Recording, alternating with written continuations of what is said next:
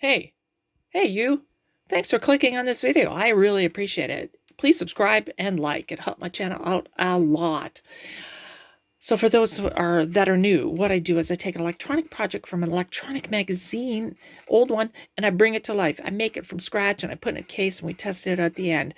And today's project will come from Electronics Today International, but the Canadian version, right? And I'm sure this project is in the UK version. I don't know what the date is, but for the Canadian version, the date is March 1982. So let me do the math. Wow, that's like 42 years, I think, 43 years from now. So it goes back 43 years. That's quite the deal. And what we're going to build today is a music processor. And I'm not a musician, okay? First of all, I just let you know that I can pluck a string, but that's it. That's all I can do. Well, this is a musical related device, so maybe there are some musicians out there right now listening to this video, and maybe they can leave a comment. But this so-called music processor, it's kind of, it does four things, right? Now I'm just going to read it because I'm not a musician. What do I know, right? But it can be used for audio signals too, which is good. And that's how I'm going to test it. But it includes a mini echo and an auto double tracking and a mini chorus effect and some phasing and flanging. So that should be interesting, right? We can, like I said, put an audio signal in there, see what it sounds like. And that's what I'm going to do. So that's what we're going to do today. We're going to build it. In fact, I'm kind of showing you what the author built. And I think mine will just be in kind of a square box of some sort. That's a rack-mounted unit. But it's got quite a bit on there. You can see there's 3 rotary switches and 3 potentiometers. And the inside of their version looks like this. And yeah, I know it's kind of a crappy picture, but gotta remember this magazine was published in 1982. So black and white was still in at the time. Yeah, so that's what we're gonna build. So let's just take a quick pause here and we'll pull up the schematic and the board and all that kind of good stuff. Okay, so let's talk about the block diagram of this particular device. The heart of the device is a delay line, right? Bucket brigade delay line, and it's a TDA 1022. There's also a VCO in this circuit, along with audio mixers and, of course, some low-pass filters. So that's the overview of the circuit. And I'm showing you the first effect right now, and that's the echo circuit. So you see at the top, the delay line is there, and it's, what, 10 to 25 milliseconds? And then we have a two-phase clock generator. So I suppose them being out of phase, your ear would hear kind of like an echo or two audio signals, I think, right? So that's, I think, how the echo circuit works. And the next effect, which is the auto double tracking or mini chorus, right? So we have the same delay at the very top, and we have a two-phase VCO again, and we have a slow scan generator.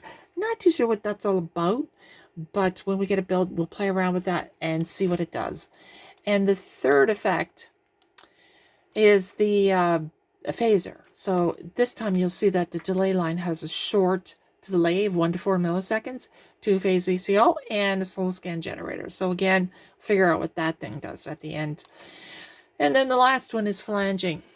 So we've got a delay line, again, very short, 1 to 4 milliseconds, two-phase VCO, and slow scan generator.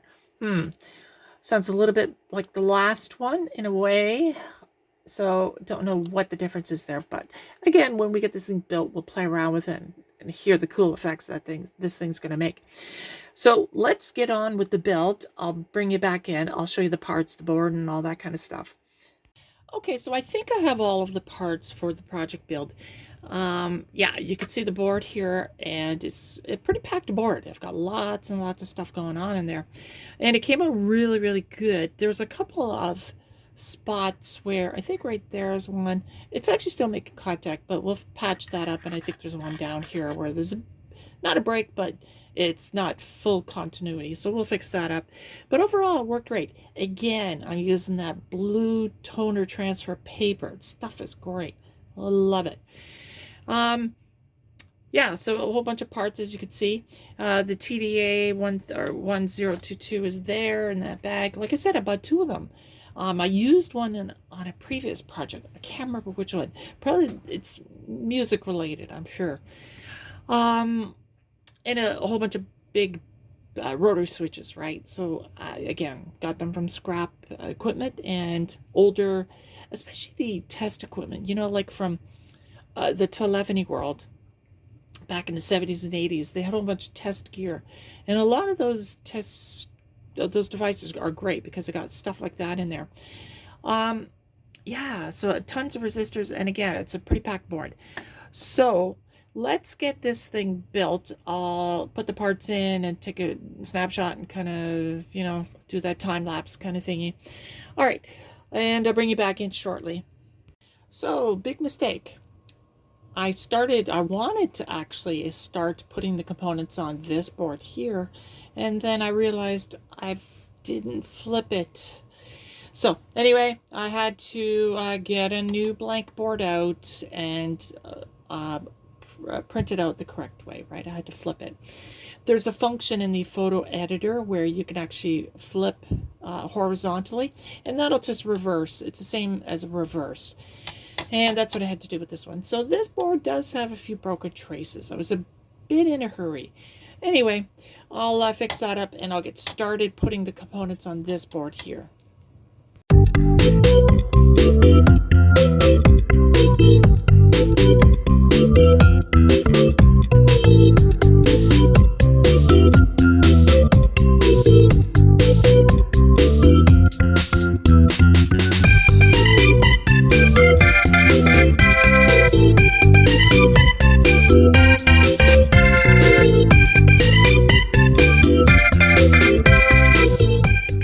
Okay, as you can see, all of the components, well, maybe you can't see because there's a bunch of wires in the way, that I got all the components on the board.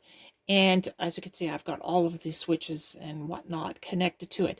It's a rat's nest, I know. Even the article had mentioned that there's a lot of wires involved. Now, I will shorten some of these down depending on how they fit with the case, right? Maybe I've got the right length, who knows? But if I have to shorten them, I will. Yeah, so anyway, it's a lot of work. Spent a lot of time building this stuff. I think I got to get a project where there's not as many switches and stuff like that. But anyway, the last step is to build a power supply. So it's just going to be a regular 15-volt power supply. I'll use one of the bigger regulators, you know, the 1.5 or 1 amp. I can't remember what they're rated at. And I'll have to fish around for a transformer. But I'm going to put it on this board here. And these are those, I've mentioned it a couple times in some other projects. It was a Kickstarter thing, and, you know, I think it's maybe for Arduinos and just little prototyping. But I've got a lot of these, so I'm going to use it. I'll put the big capacitor on there somewhere, and there's a nice spot for the regulator there, and a couple of small caps too. Anyway, that's what I'm going to do. I'm going to build the power supply, and when that's done, I'll put it on the actual music processor, and we'll check for voltages on the chips and everywhere else, and then I suppose we could put the chips in and give it a try. Anyway, let me get the power supply built, and I'll bring it back in once that's done. Okay, so I've got the power supply done, as you can see. I had a spare 20-volt transformer, and also bridge rectifier and caps and regulators, all scrapped from various devices. And that's what's great about having all these parts. Look at them all. My gosh, look at these big, huge trays, and there's more. Anyway, so what I'm going to do next is, you can see I get the 15 volts close enough. I am going to hook this up to the sound processor, right? And we'll check, make sure we get the voltages where we should. All right, I'll bring you back in when I get that set up. All right, just bringing you back in for a second. I just wanted to show you the progress. I've got the power board connected to the back, and I've got the transformer wired up with an AC cord, so we're good to go. And as you can see in the front, I've got all the holes drilled. Okay, bring you back in when I get some more. Okay, so as you can see, the project is done. I've got all the components or the boards in the box, a homemade box. I think I mentioned that earlier. And yeah, here's a better look inside. So actually it looks pretty compact. I had to fit everything in and I managed to. This is a bit of a smaller box too, so it was a little more tougher. Anyway, I know some of the lead lengths are a little bit long for these two switches here. I did shorten them for this one, but that's not going to matter. I'll tell you why in a minute. And anyway, let me show you the front. All right, there we go. So now, just as a reminder, this is a music processor, right? So you put an input, which is there, and it goes through all, you can actually access all these features and functions. And the output is still line level, and you would have to run that into an amplifier, for example. All right, so the features we have is double tracking, right? So supposedly, whatever you're putting in should be doubled.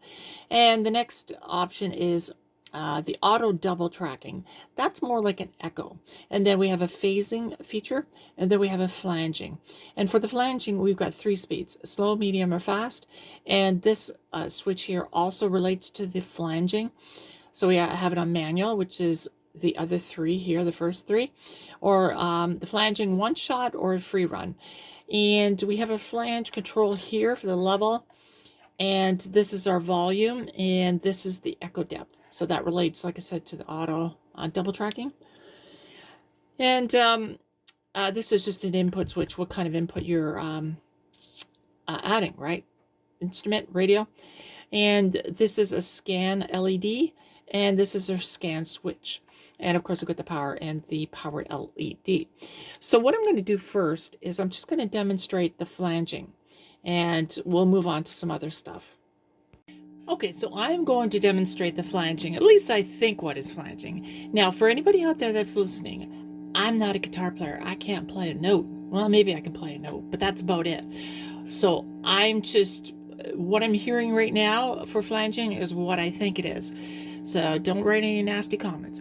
Anyway, so yeah, we're going to be testing flanging, and I've already got it on. So I'm on the free run. And the cycle is, cycle is fast, okay? I know the knob's not really showing exactly on it, but whatever, it's on fast. And I've got the level at a half decent setting. So I'm just gonna play a couple notes.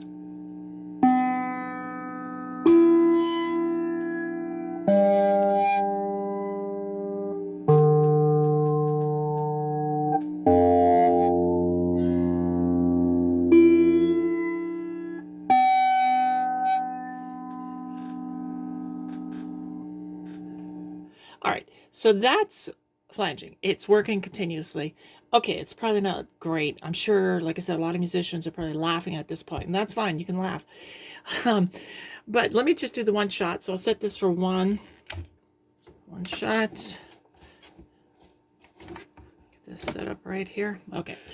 All right. So, yeah, so as you can hear, let me turn the volume up here. Normal guitar, not flanging. Definitely different from before. So I'll hit it once. You can hear it flanging. And the green light sets it back to normal. So there's a time delay, right? That's what's happening there. Yeah, so again, one shot.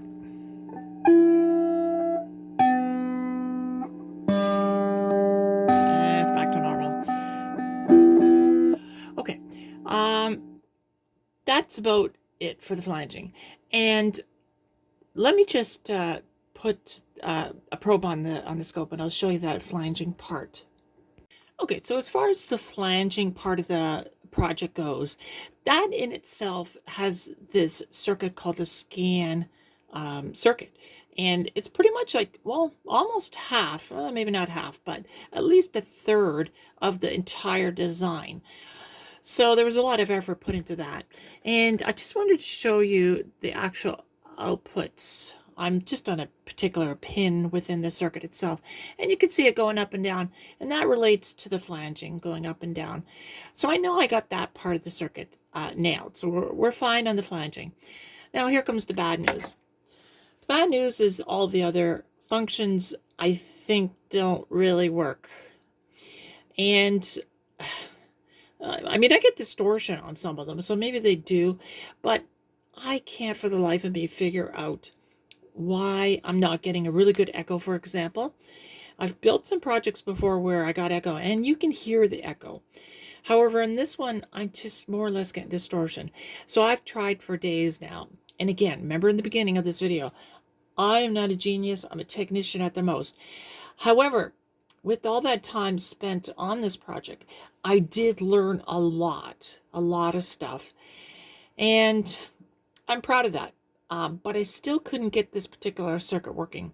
There is one, I guess, question that I could put out to the YouTube world, but I don't want to, I'm not stressed yet, but I just don't want you to work for it. I will get this one concept eventually correct. But for now, I don't want to get into it. This video is getting long as it is anyway. So yeah, let me just, I'll hook the guitar up again, and I'll let you listen to what I'm getting on those 3 other so-called functions.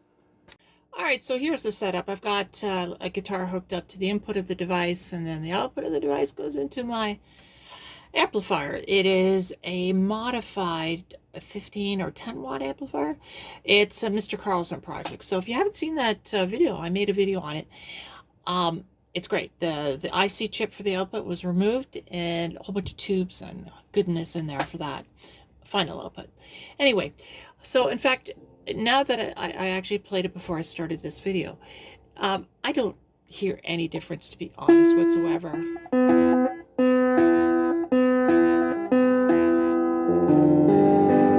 Clearly, the guitar is not in tune. So I won't even switch it to the other options. It's just not working. And when you look at the actual schematic, and again, I don't want to drag you into this. It's a burden. But those 3 functions go through the TDA 1022.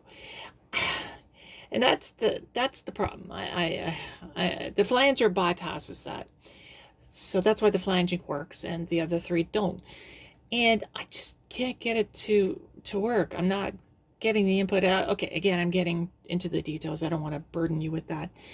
In any event, I think I'm done with this project. Unfortunately, it's a maybe, or a Jein, as they say in German.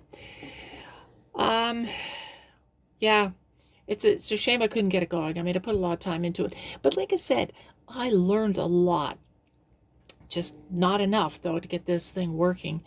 Maybe it's an actual, well, yeah, okay. No, I'm sure it works. I'm sure the designer, when they built this, it worked. In any event, it's not working for me. But it's a maybe, right? I got the flanging, so it's not, it's not a complete waste. And again, like I said, I learned a lot from all the troubleshooting, so that'll help me in the future for some other projects.